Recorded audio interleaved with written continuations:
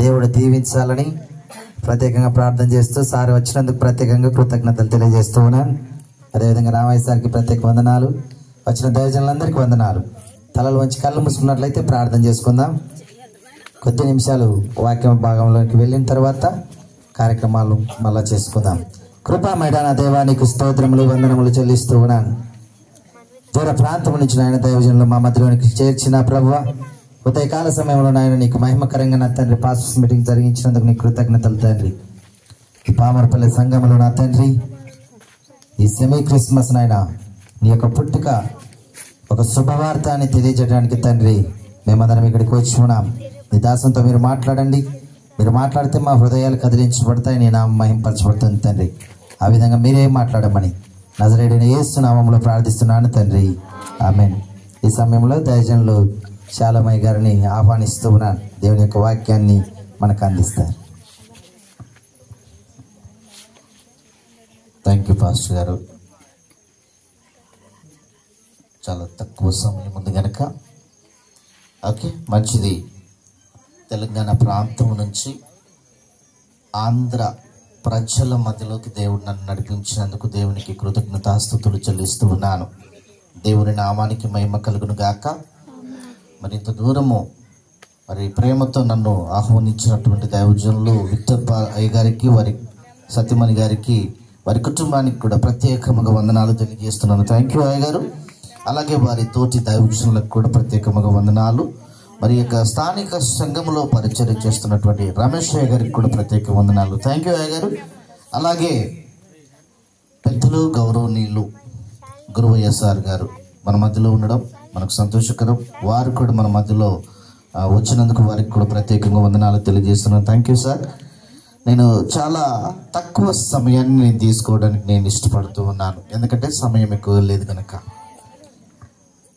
లూకా సువార్త 2వ అధ్యాయము, అందరికీ తెలిసినటువంటి వచనము 11వ వచనము. దయచేసి ఎవరైనా చదివి సహాయం చేయవలసిందిగా నేను మనవి చేస్తూ ఉన్నాను. దావీదు పట్టణమందు నేడు రక్షకుడు మీ కొరకు పుట్టి ఉన్నారు, ఈయనే ప్రభువైన క్రీస్తు. చాలు, చిన్నగా ప్రార్థన చేసుకుందాం, తలలు వంచుకుందాం. సర్వోన్నతుడైన దేవ, సకల ఆశీర్వాదములకు కారణభూతుడైన యేసయ్య, నీ ఘనమైన శ్రేష్టమైన నామాన్ని బట్టి నీకు వందనాలు చెల్లిస్తూ ఉన్నాను. ఈ సాయంకాల వేళ నీ యొక్క ప్రియ బిడ్డల మధ్యలో చక్కటి వర్తమానమును అందించడానికి నీ సిలువ చెట్టును నన్ను మరుగుపరుచుకొని బలపరిచి నిలబెట్టినందుకై మీకు వందనాలు. నేను కాదు ప్రభువా, మీరే మాట్లాడి మీ నామానికి మహిమ తెచ్చుకున్నామని మీ జన్మదిన మహోత్సవములో నేను పాలి భాగస్థుడనై నిలిచి ఉన్నందుకు నీకు వందనాలు చెల్లిస్తున్నాను. సమస్త మహిమ ఘనత ప్రభావములు నీకు ఆరోపిస్తూ యేసుక్రీస్తు వారి పరిశుద్ధ నామములు ప్రార్థించి వేడుకొనుచున్నాము తండ్రి, amen. Praise the lord. Hallelujah, hallelujah. దేవుని నామానికి మహిమ కలుగును గాక. ఎంతమంది సంతోషంగా ఉన్నారండి? ఓకే, మే నెలలో నేను మీ మధ్యలోకి వచ్చాను ఒకసారి. ఇది 2వసారి ఈ స్థలంలోకి నేను రావడం. అప్పుడు నేను విజిట్ చేయడానికి, పాస్టర్ గారిని కలవడానికి విక్టర్ బాలయ్య గారితో, వారి సత్యమణి గారితో నేను ఇక్కడికి రావడం జరిగింది. ఇది 2వసారి. ఈసారి మీ అందరితో కూడా నేను ఉన్నందుకు సంతోషిస్తూ ఉన్నాను. ఓకే, మంచిది. నేరుగా మనము దేవుని యొక్క వర్తమానంలోకి మనం ముందుకు వెళ్దాం. చెప్పబడిన మాట, అందులో ఉన్నటువంటి మాట చాలా జాగ్రత్తగా మనము గమనించినట్లయితే, ప్రియమైన దేవుని బిడ్డలారా గమనించండి. ప్రతి సంవత్సరము ఈ మాటలు వింటూనే ఉంటాము, ప్రతి సంవత్సరము ఈ మాటలు ధ్యానిస్తూనే ఉంటాము, ప్రతి సంవత్సరము ఈ యొక్క ప్రత్యేకమైనటువంటి మాటను మన హృదయంలో ముద్రించుకుంటాము. కానీ ఈ యొక్క మాటలో ఉన్నటువంటి ఒక పరమార్థాన్ని మనము ధ్యానము చేయలేకపోతుంటాం చాలాసార్లు. చూడండి, ఆ మాట 11వ వచనం మరొకసారి చదివినట్లయితే, దావీదు పట్టణమందు నేడు రక్షకుడు మీ కొరకు పుట్టి ఉన్నాడు. చాలు, నేడు రక్షకుడు మీ కొరకు పుట్టి ఉన్నాడు. ఈరోజే మీ కొరకు పుట్టి ఉన్నాడు. ఎవరా రక్షకుడు? ఆ రక్షకుని వలన కలిగే లాభం ఏంటి? ఆ రక్షకుడు దేన్ని రక్షించడానికి, ఎందుకు రక్షించడానికి, రక్షణ అంటే ఏంటో మరి ఈరోజు మనము కొద్ది నిమిషాలు ధ్యానం చేసుకుందాం.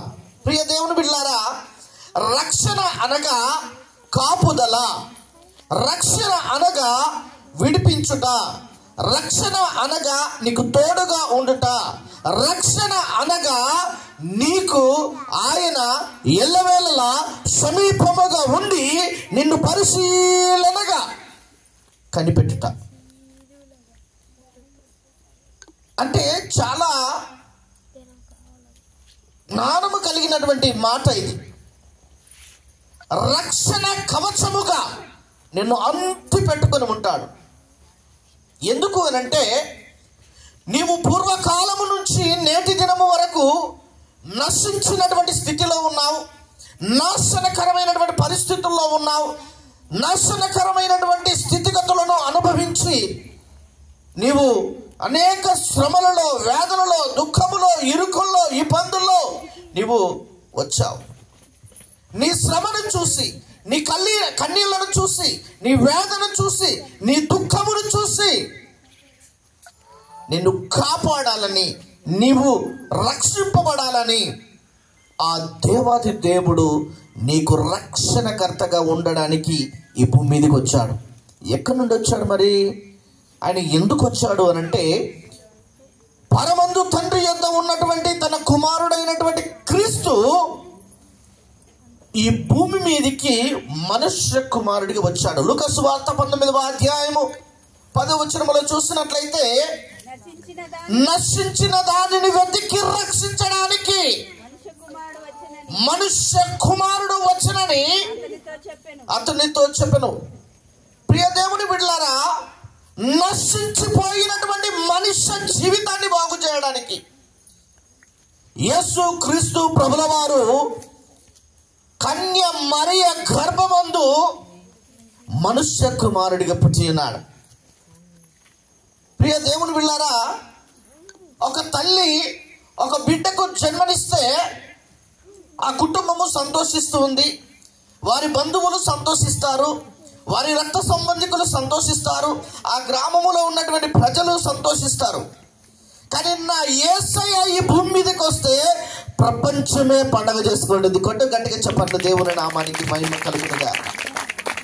ఎందుకు అంత ప్రత్యేకత? ఎందుకు ఆ ప్రత్యేకమైనటువంటి ఈ యొక్క ఫెస్టివల్ జరుగుతూ ఉంది అనంటే, ఆయన ప్రత్యేకమైనటువంటి వ్యక్తిగా ఉన్నాడు. హల్లెలూయా, హల్లెలూయా. ఆయన రక్షకుడు అని పిలువబడ్డాడు. ఆయన రక్షణకర్త అని ఆయనకు నామము పెట్టబడింది. ఆయన నీ పట్ల, నా పట్ల ఉన్నటువంటి అపారమైనటువంటి ప్రేమను బట్టి ఆయన నిన్ను ఎన్నుకొని నీకోసమే, ప్రత్యేకముగా నీకోసమే ఆయన సమయాన్ని వెచ్చించి, నీకోసమే ఆయన పరలోకమును విడిచి ఈ భూమి మీదకి వచ్చాడు. నీకు రక్షణ కావాలని. మరి నీ పరిస్థితి ఏంటి అనంటే, మనము చరిత్ర వెతకాలి. ఆ చరిత్రలో పూర్వపు దినాలను మనం పరిశీలన చేయాలి. ఆదిమ దినములలో ప్రథమమైనటువంటి వ్యక్తి అయినటువంటి దేవుని చేత నిర్మించబడినటువంటి ఆదాము ప్రక్కటి ఎముకలలో నుంచి తీయబడి స్త్రీగా నిర్మించబడినటువంటి అవ్వ, వీరిద్దరూ ఏదెను తోటలో నివసించేవారు. ఆ ఏదెను తోటలో దేవుడు వారిని ఉంచినప్పుడు ఉదయము సాయంత్రము వారిని కలవడానికి వచ్చేవాడు, వారితో మాట్లాడేవాడు, వారితో సమయాన్ని గడిపేవాడు, వారితో మంచి సహవాసము కలిగి ఉండేవాడు. అయితే ఒకానొక దినమున అపవాది అయిన సాతానుడు, అనగా దేవుని రాజ్యము నుంచి త్రోసివేయబడిన వాడు, దేవునికి పైగా సింహాసనమును ఆశ్రయించిన వాడు, దేవుని యొక్క స్థానమును కోరినవాడు, అయితే దేవుని యొద్ద నుండి పడద్రోయబడి అగ్నిగుండములో కాలి దేవునికే విరోధముగా శత్రువుగా మారిపోయినటువంటి అపవాది అయిన సాతాను, దేవుని చేత నిర్మించబడిన వాడు, దేవుని పోలికలో నిర్మించబడిన వాడు, దేవుని మనస్సు కలిగిన వాడు, దేవునితో సహవాసము కలిగిన వాడు, దేవునితో అనునిత్యము మాట్లాడేవాడు, దేవునితో ఎంతో అన్యోన్యమైనటువంటి సహవాసము కలిగినటువంటి ఈ మనుష్యుని దేవుని నుంచి వేరు చేయాలని వాడు కుట్ర పన్నాడు, వాడు కక్ష కట్టాడు. అలాగే వెంటనే వాడు కార్యము ప్రారంభించాడు. వెంటనే వాడు ఏం చేస్తాడంటే ఆ ఏదైనా తోటలోకి ప్రవేశించి ఆదాము యొక్క భార్య అయినటువంటి అవ్వ దగ్గరికి వచ్చి, అవ్వా, నీవి తోటలో ఉన్నటువంటి పళ్ళన్నీ తింటున్నావా అని అడిగాడు. స్త్రీ బలహీనమైన ఘటము, కొంచెము ప్రేమగా మాట్లాడితే చాలు మనసు కరిగిపోతుంది. కొంచెము ఆత్మీయత చూపిస్తే చాలు ఉన్నయన్నీ చెప్పేస్తుంది. ఆ బలహీనతను ఎరిగిన వాడే అపవాది అయిన సాతాను ఆ స్త్రీని ఎరగా చేసుకొని ఆ స్త్రీతో అన్నాడు, అమ్మా, ఈ తోటలో ఉన్నటువంటి పళ్ళన్నీ తింటున్నావా అంటే, అమాయకురాలైనటువంటి అవ్వ, అవును అన్ని తింటున్నాము కానీ ఇదిగో ఈ చెట్టు పళ్ళు దేవుడు తినొద్దన్నాడు.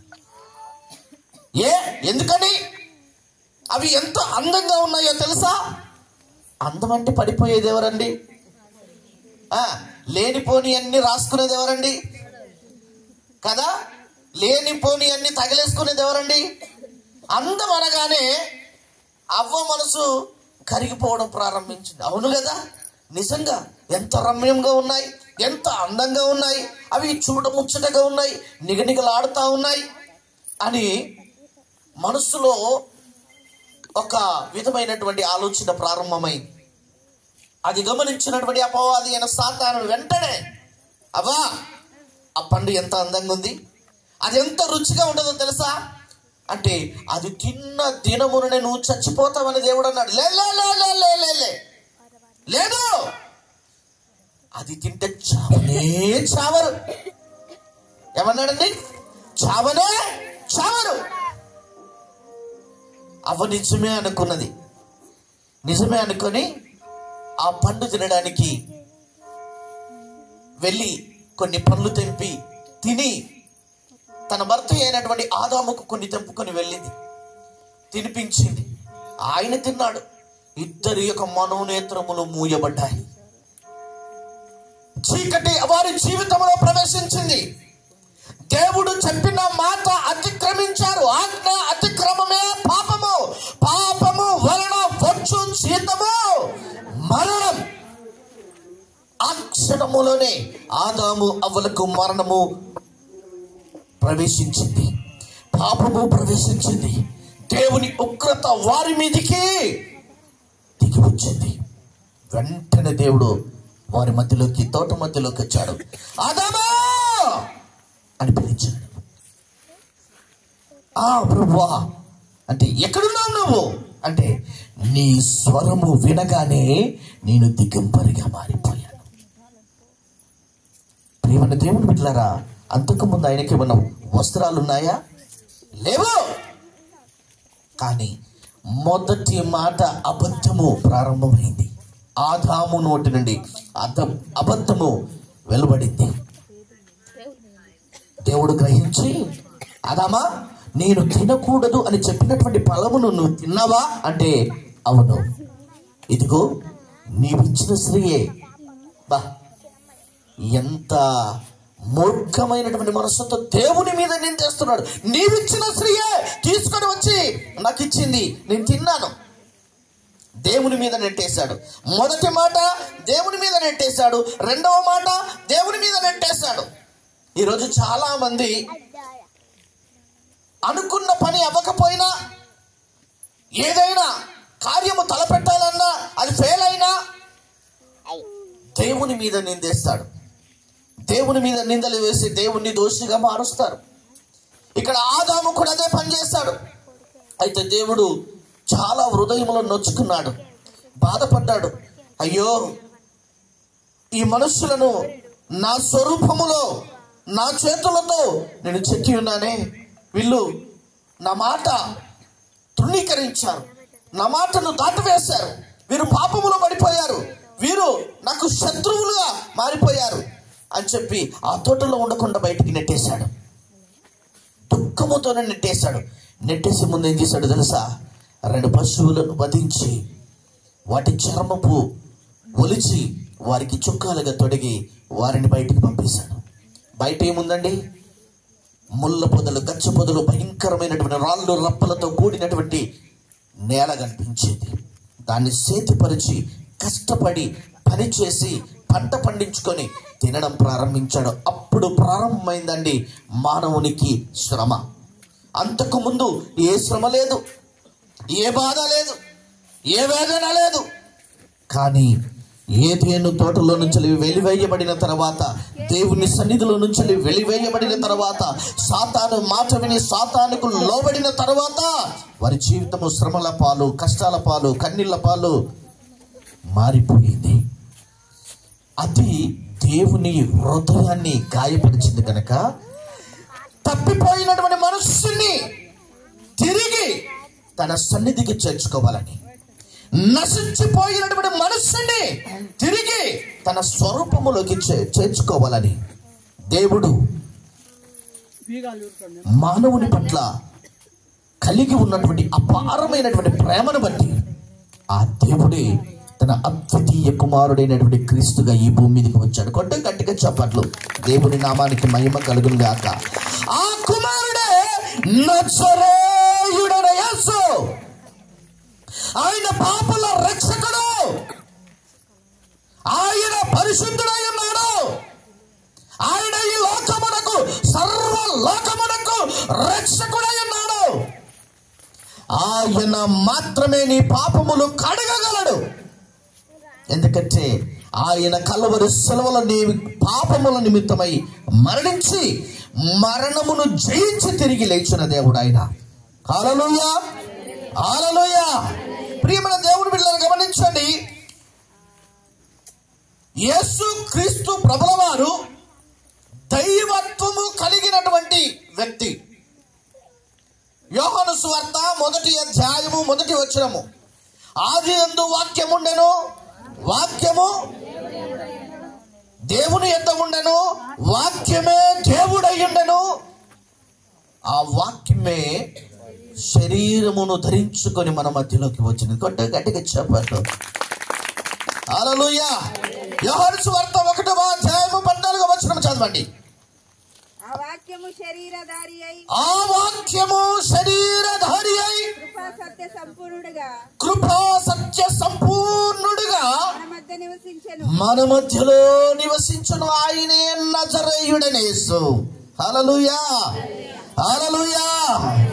ఆయన ప్రవక్తల మాట నెరవేర్చబడుటకే ఆయన ఈ భూమి మీదకి మనుష్య కుమారుడిగా వచ్చి ఉన్నాడు. ప్రవక్తల మాటలు నెరవేర్చుటకే ఆయన ఈ భూమి మీద మనుష్య కుమారుడిగా పుట్టి ఉన్నాడు. యెషయా గ్రంథము 9వ అధ్యాయము 6వ వచనములో చెప్పబడినటువంటి మాట, ఏలయనగా మనకు శిశువు పుట్టెను. ఎప్పుడు పుట్టాడండి? 2000 సంవత్సరాల క్రితము యేసయ్య పుట్టాడు. మరి యెషయా గ్రంథములో ఎప్పుడు రాయబడ్డది ఈ మాట? క్రీస్తు పూర్వము 400 సంవత్సరాల క్రితమే ఈ మాట రాయబడింది. యెషయా భక్తుడు, యెషయా ప్రవక్త ఈ మాట వ్రాస్తూ ఉన్నాడు. ఏలయనగా మనకు శిశువు పుట్టెను, పుట్టెను, పుట్టెను. పుట్టును అని రాయలేదండి, పుట్టెను అని రాశాడు. ఎక్కడ పుట్టాడు? ఎలా పుట్టాడు?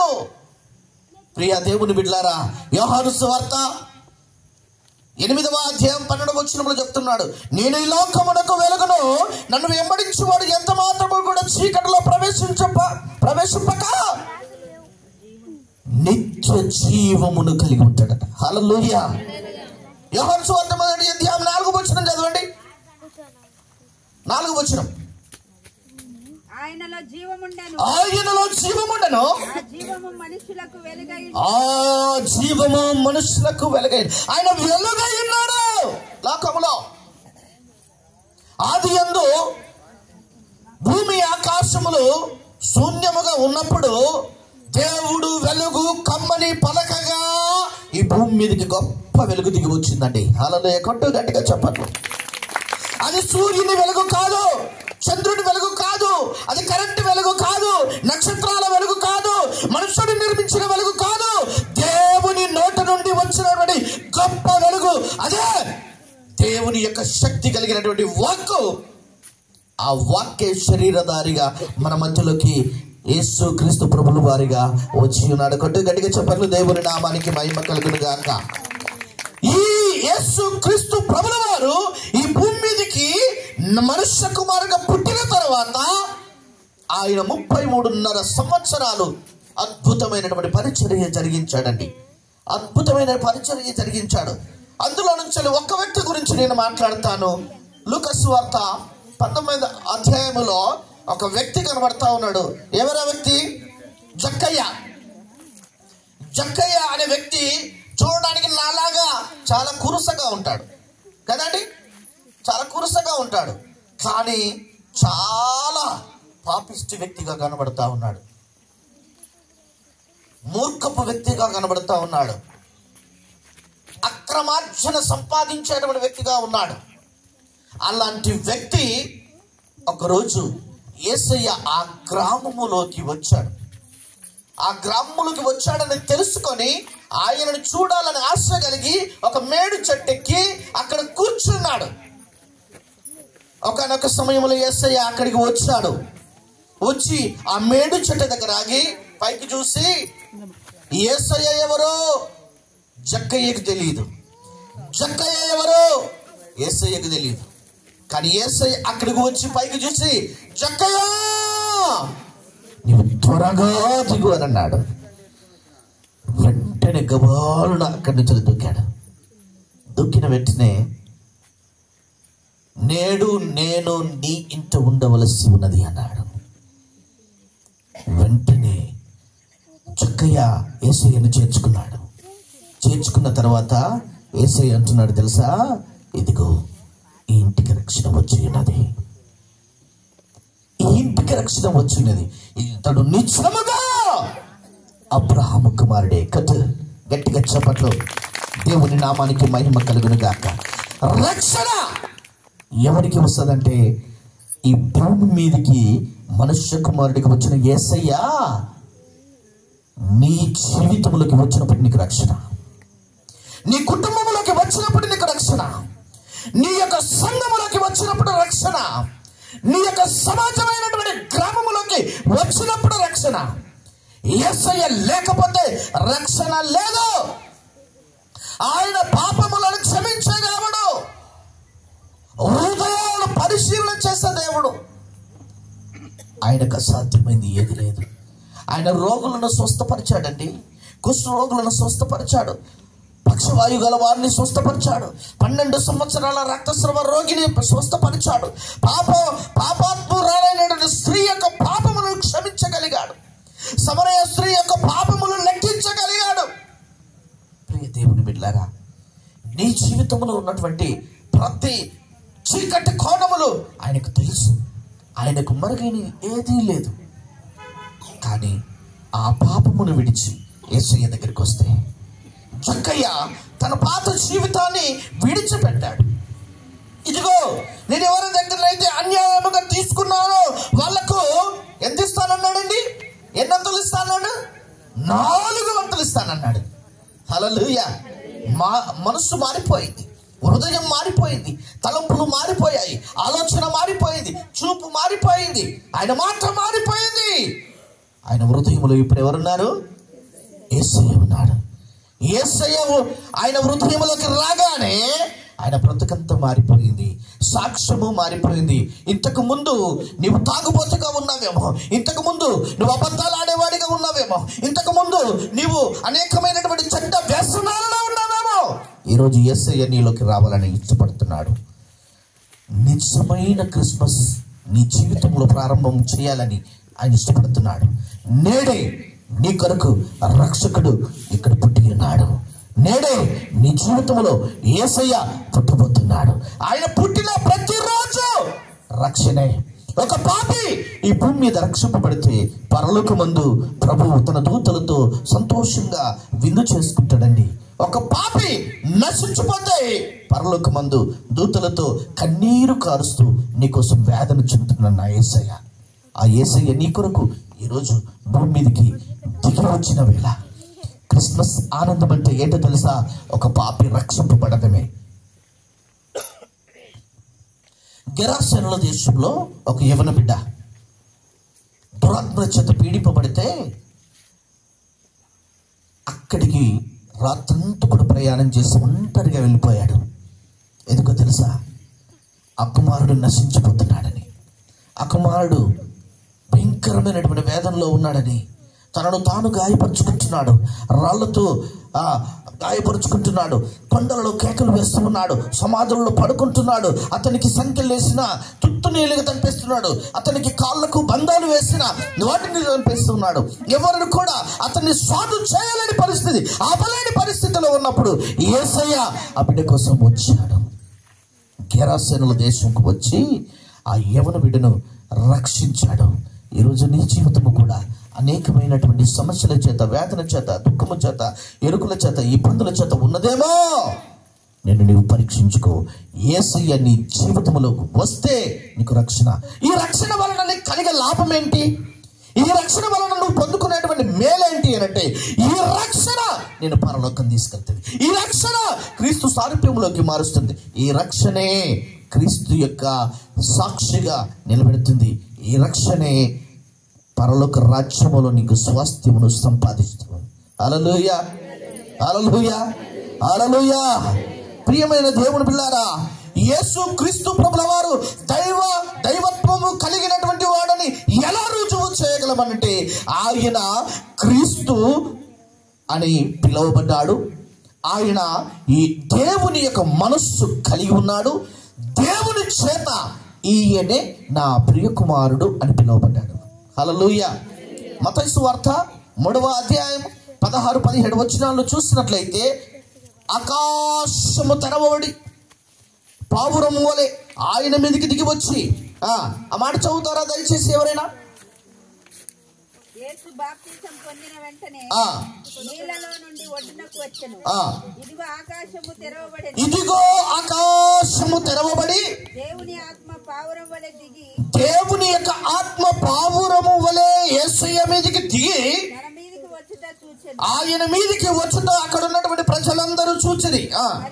మరియు ఇదిగో ఈయనే నా ప్రియ కుమారుడు. దేవుడు ఆకాశము నుండి స్వరమెత్తి మాట్లాడుతున్నటువంటి మాట ఏంటంటే, ఈయనే నా ప్రియ కుమారుడు, ఈయన యందు నేను ఆనందించుచున్నానని ఒక శబ్దము, దైవ స్వరము ఆకాశము నుండి చెప్పుట అక్కడ ఉన్నటువంటి సమస్త ప్రజలు విన్నారు. హల్లెలూయా.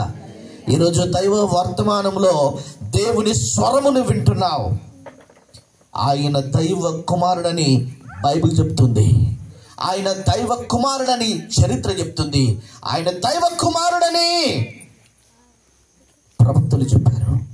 ఆయన దైవ కుమారుడని భూమి మీద నిరూపించుకున్నాడు. ప్రియ దేవుని బిడ్డలారా, ఇంకా ఎంతకాలం నాశనకరమైన తెగుళ్ళ మధ్యలో ఉంటావు?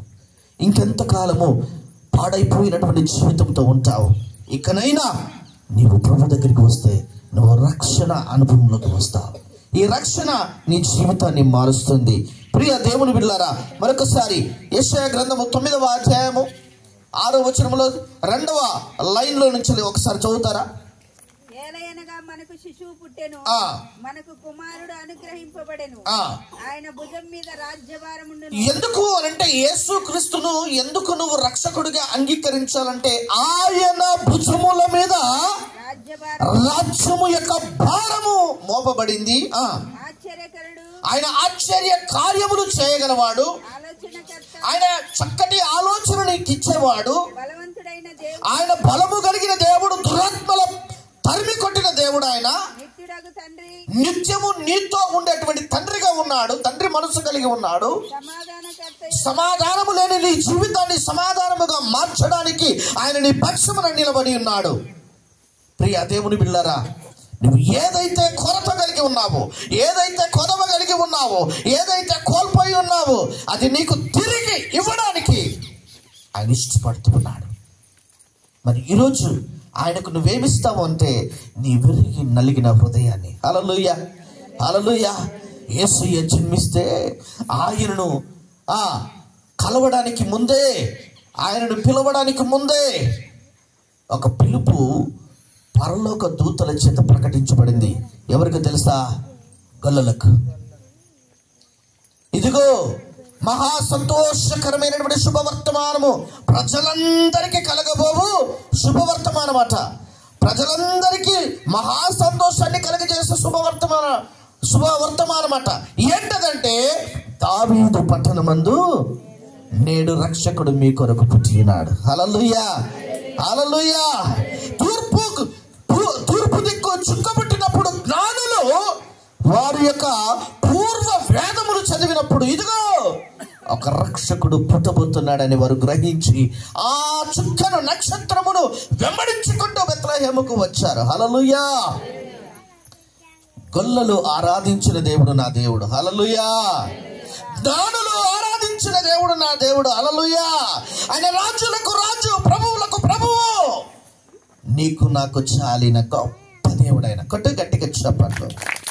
హల్లెలూయా, హల్లెలూయా. నేను ఎంత మాత్రము కూడా విడువక ఎడబాయికి నిత్యము నీ పట్ల కృప చూపే దేవుడు ఆయన. హల్లెలూయా. ఏమిత్తును యేసయ్యా నీ జనన దినమున కానుకగా, ఏమిత్తును యేసయ్యా నీ జనన దినమున కానుకగా, విరిగిన హృదయము అర్పింతు మనసారా, విరిగిన హృదయము అర్పింతు మనసారా. గొల్లనైతే గొర్రెలను అర్పింతు, నానినైతే కానుకలు అర్పింతు. గొల్లనైతే గొర్రెలను అర్పింతు, నానినైతే కానుకలు అర్పింతు. ఏమి లేని దీనుడను నేను, ఏమి లేని దీనుడను నేను,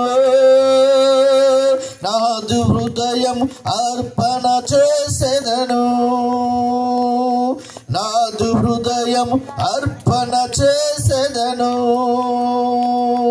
ఏమిత్తును యేసయ్యా నీ జనన దినమున కానుకగా, ఏమిత్తును యేసయ్యా నీ జనన దినమున కానుకగా, విరిగిన హృదయము అర్పింతు మనసారా, విరిగిన హృదయము అర్పింతు మనసారా.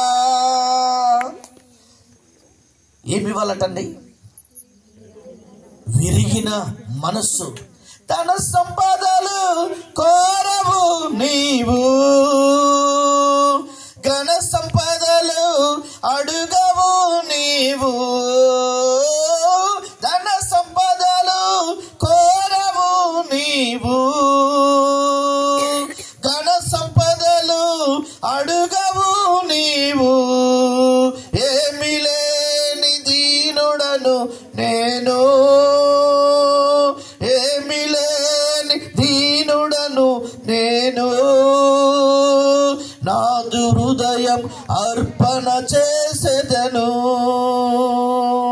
నాదు హృదయం అర్పణ చేసేదను. హల్లెలూయా, హల్లెలూయా.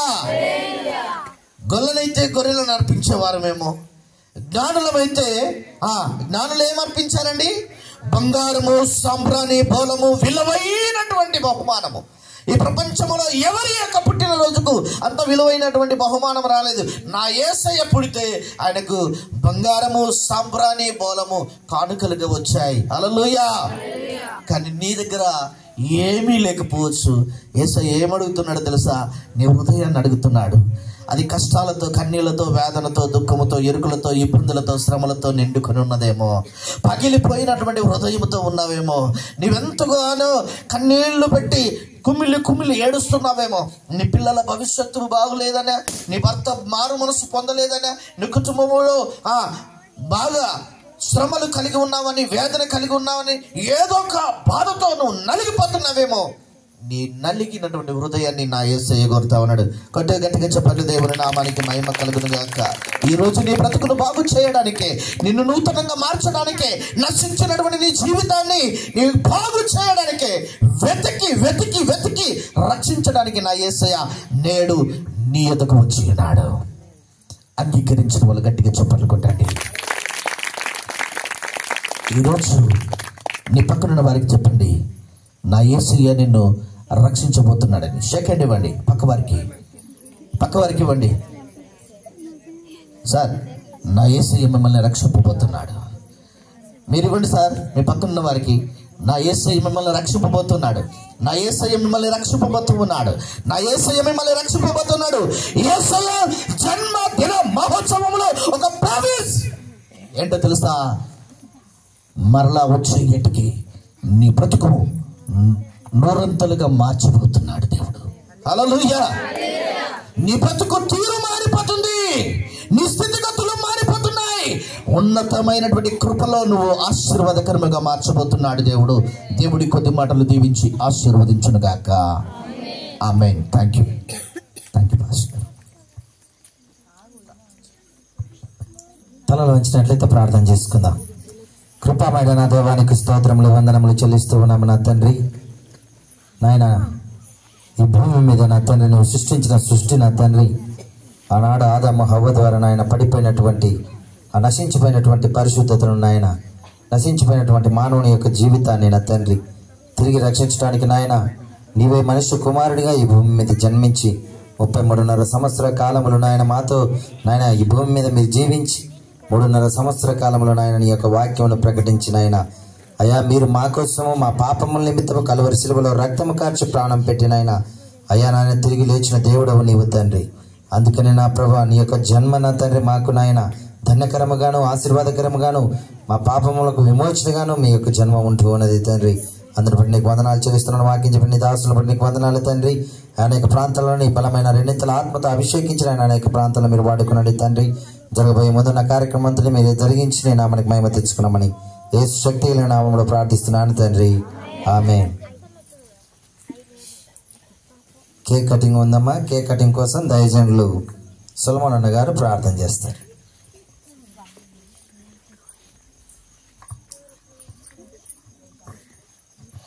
ప్రార్థన చేసుకుందాం. పరలోకమందున మా తండ్రి, నీ పాదలకు స్తోత్రంలో నాయన, నీ జన్మదిన వేడుకలు జరుపుకోవడానికి పామూరుపల్లె సంఘంలో మమ్మల్ని అందరినీ సమకూర్చినందుకు స్తోత్రంలో నాయన. ఈ ఆనందంలో మేము కూడా పాలుభోస్తులమే, మారు మనసు పొంది రక్షణ పొంది దేవా క్రీస్తు మాలో పుట్టాడన్న ఒక గొప్ప నిరీక్షణ మాకు దయచేసినందుకు వందనాలు.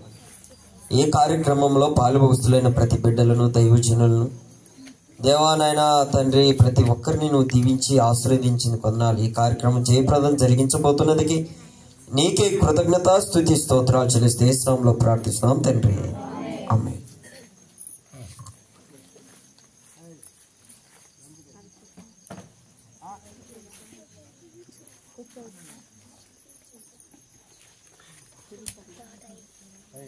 హల్లెలూయా. కేక్ కటింగ్ కార్యక్రమం మన మధ్యలో ఈరోజు మా గురువు గారు అయినటువంటి కేపీ గురవయ్య సార్ గారు ఆ కేక్ కటింగ్ చేయవలసిందిగా ఆహ్వానిస్తూ ఉన్నారు.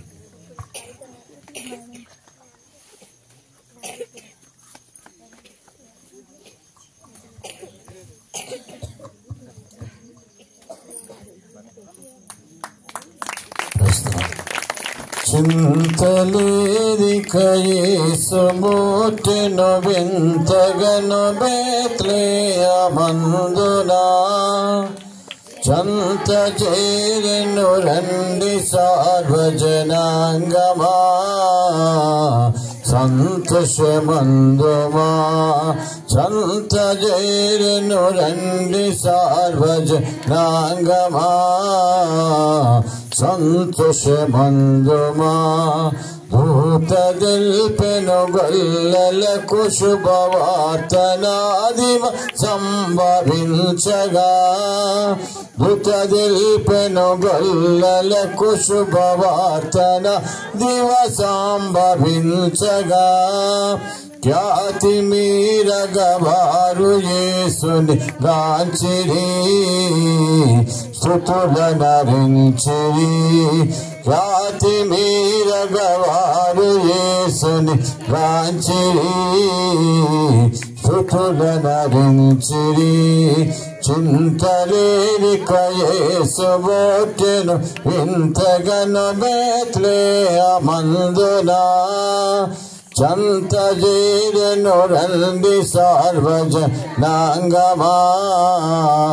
సంతోషమందుమా చంత చేరెను రండి సార్వజనాంగమా సంతోషమందుమా.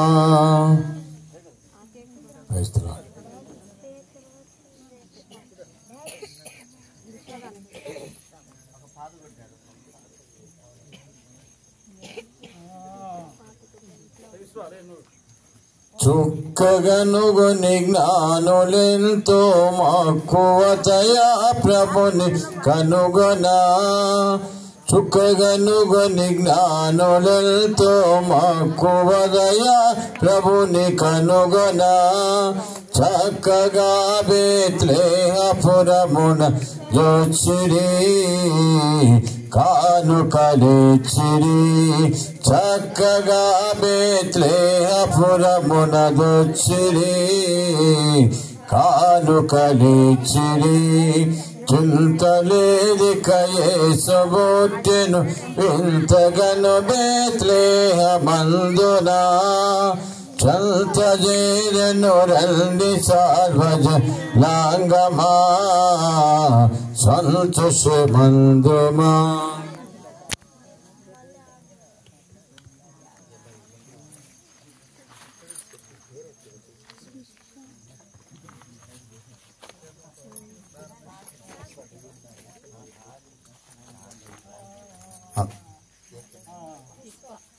విశ్వ యొక్క బర్త్డే కొరకు దైవజనులు సంసరణ గారు ప్రార్థన చేస్తారు. ప్రార్థన. పరిశుద్ధుడైన మా తండ్రి, వందనాలు, స్తోత్రాలు, స్తుతులు. ఇంతవరకు పాటల ద్వారాను వాక్యోపదేశం ద్వారాను కేక్ కార్యక్రమంలో మీ సన్నిధి మాతో ఉంచావు. ఈ సమయంలో ప్రత్యేకించి విశ్వ యొక్క బర్త్డే విషయంలో ప్రార్థిస్తున్నాం. మీ బిడ్డను దీవించండి, ఆస్వాదించండి, మంచి భవిష్యత్తు ఇచ్చేయండి. సంవత్సరమైనటువంటి దయాకిరీటాన్ని ఇచ్చినందుకు వందనాలు చెల్లిస్తూ నూతన సంవత్సరంలో అడుగు పెట్టడానికి సహాయం చేశావు. సంవత్సరాది నుండి సంవత్సరాంతం వరకు నీ కనుదృష్టి ఉంచి అన్ని విషయాల్లో ఎదుగుదల అనుగ్రహించమని తల్లిదండ్రులను కుటుంబ సభ్యులందరినీ కూడా దీవించమని యేసును ప్రార్థన చేస్తున్నాం తండ్రి. ఆమేన్.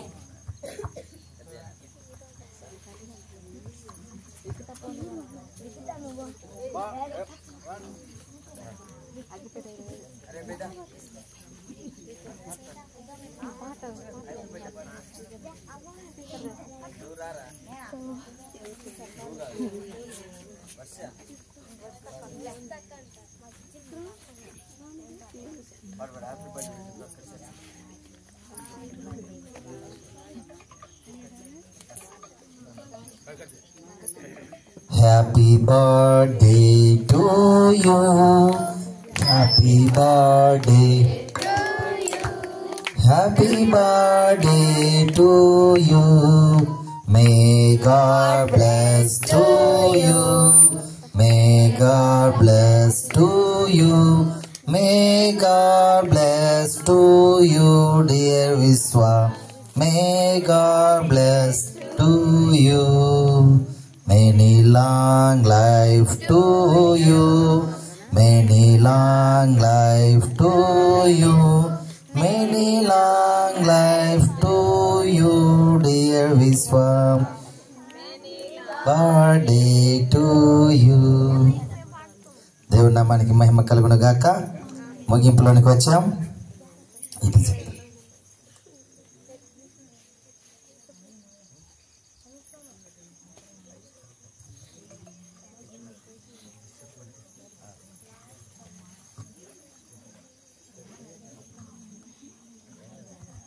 దేవుని నామానికి మహిమ కలుగును గాక.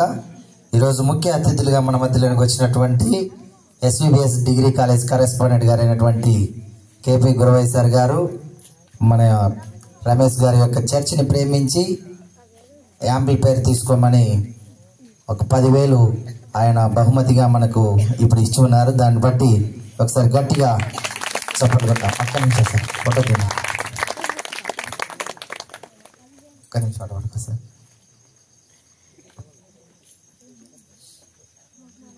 Thank you sir, thank you very much. God bless you two sir. చివరిగా ముగింపు ఒక చిన్న కార్యక్రమం ఉంది, ఆ కార్యక్రమాన్ని చేద్దాం.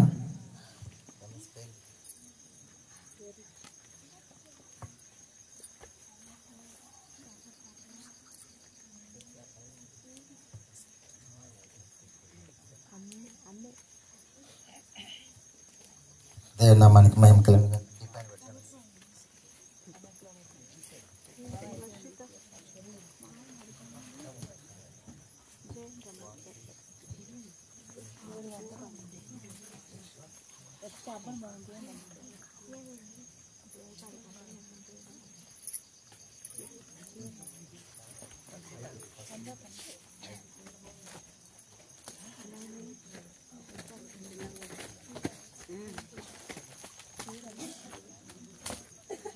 దేవుని నామానికి మహిమ కలుగును గాక. ఈ యొక్క మందిరం కట్టి దాదాపుగా 1 సంవత్సరంగా వస్తుంది. ఆ సందర్భంగా ఈ చర్చికి వచ్చేటటువంటి వారికి మాత్రమే మా పాస్టరమ్మ గారు మరియు నా యొక్క కష్టార్జితంలో నుంచి దేవుడు మాకు ఇచ్చినటువంటి కృపను బట్టి ఈ గిఫ్ట్స్ మీకు ఇవ్వడం జరుగుతుంది. ఈరోజు ముఖ్య అతిథులుగా వచ్చినటువంటి కేపీ గురవయ్య సార్ గారు మీ చేతుల మీదుగా మీరు తీసుకోవాల్సిందిగా తెలియజేస్తూ ఉన్నాను. మొదటిగా పి మరియమ్మ, త్వరగా రావాలా. పి మరియమ్మ, తర్వాత బి మరియమ్మ. పూసలపాటి మరియమ్మ, బుక్క మరియమ్మ, సూర్య సాలమ్మ, సూర్య రేణుక, సూర్య మరియమ్మ, గండి శాంతకుమారి, బి లక్ష్మి, బుక్క లక్ష్మి, గండి రిప్క, సూర్య జ్యోతి. వరుసగా ఒక్కొక్కరు రావాల్సింది. పూసలపాటి నైసు,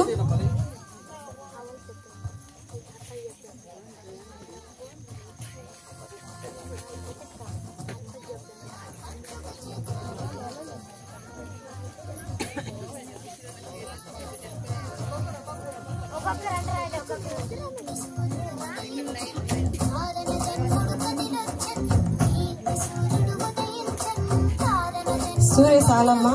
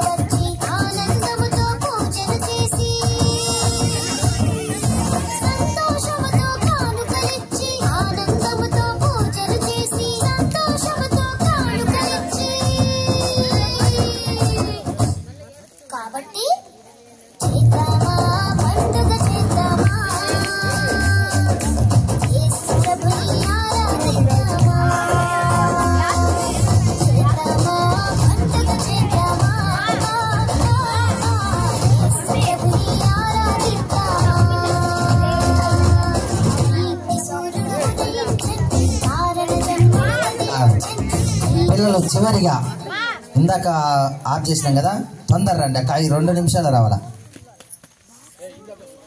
ఇందాక ఏనోళ్ళు రే, ఇప్పుడు వచ్చిన వాళ్ళు కాదు, ఏనోళ్ళు.